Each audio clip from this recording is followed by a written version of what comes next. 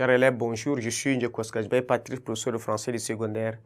Bienvenue à la suite de notre cours qui porte sur les soleils des indépendances d'Amadou Kourouma, œuvre illustrative du thème La condition humaine, œuvre destinée aux élèves des classes de terminale. Nous sommes toujours dans la poursuite de présentation de personnages. Pendant cette séquence, nous allons voir les derniers personnages. Nous avons Konaté. Voilà ici. Konaté, il représente le négoce, c'est-à-dire les affaires détruites par les indépendances, et son opinion rejoint donc celle de Diakité. Dans le camion, pendant le voyage, il est le voisin de gauche de Diakité, Bambara.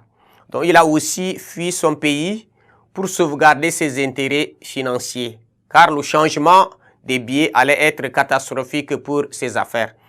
Il est convaincu au départ que le socialisme sera une bonne chose, mais après, quand toutes les difficultés seront aplanies, voilà, c'est ça. Et donc, pour le moment, il ne veut pas connaître les rigueurs d'un régime qui s'installe avec la famine, la punairie, les travaux forcés, la prison, etc.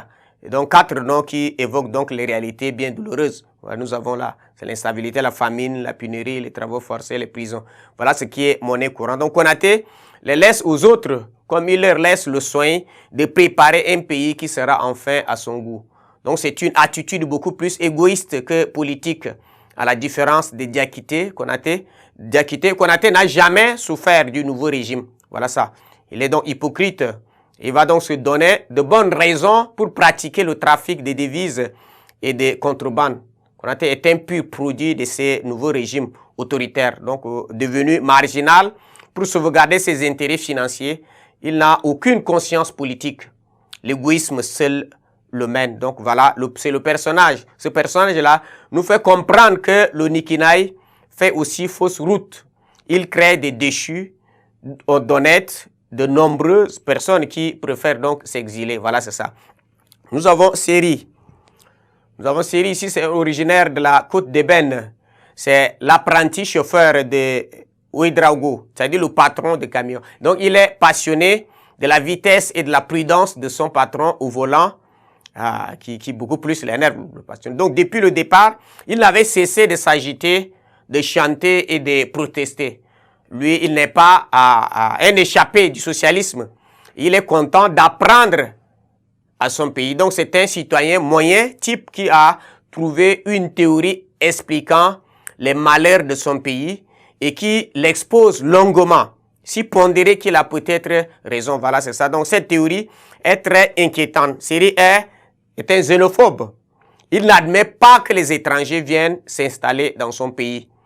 Et il occupe des postes importants et s'enrichissent. Voilà, c'est ça. Donc, il se déclare à cet effet partisan de la solution radicale. Donc, il faut les chasser, c'est comme ça qu'il va dire. Donc, comme on l'a fait avec les Dahomey, que les Français avaient installés en côte d'Ébène. Donc, Séri veut bien tolérer les Mosi et les Hausa qui font les travaux domestiques pénibles.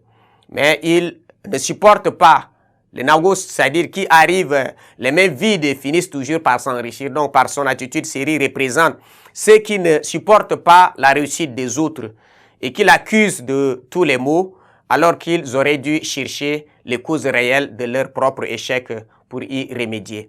Nous avons enfin la masse populaire. Ici, elle constitue l'arrière-plan social du roman. La santé du peuple est significative de la santé économique d'un État. Or, le peuple vit dans la misère. La côte d'Ébène, aux heures des indépendances, est dépassée par l'arrivée massive d'étrangers qu'elle n'arrive pas à nourrir. Donc, cette masse pauvre vit autant en ville qu'en campagne. Donc, la capitale grouille de badauds qui traînent à la recherche donc d'un emploi hypothétique. Voilà, c'est ça. Donc, des mendiants jalonnent les rues et envahissent les lieux publics. C'est ça. Donc, cette masse d'hommes, pour la plupart infirmes, aveugles et lépreux, inaptes au travail, est agressifs et prêts à la violence. Voilà, c'est donc ces hommes n'ont rien d'humain. Et l'auteur nous les présente dévorant à même le sol comme des bêtes. Mais les travailleurs mènent une vie misérable car leur rémunération ne leur permet pas de joindre les deux bouts. ils gagnent un salaire donc dérisoire. Donc c'est le monde au chacun, du chacun pour soi, où l'on ne cède pas, où on se jalouse. Beaucoup plus au contraire. Donc au village également, la vie économique n'est plus encourageante. Le peuple meurt lentement, même s'il vit encore en communauté. Il respecte certains principes. Mais le pouvoir, l'indépendance a donc mis tout en cause. Donc nous sommes dans la déchéance totale, sinon dans l'effondrement. Merci de votre attention.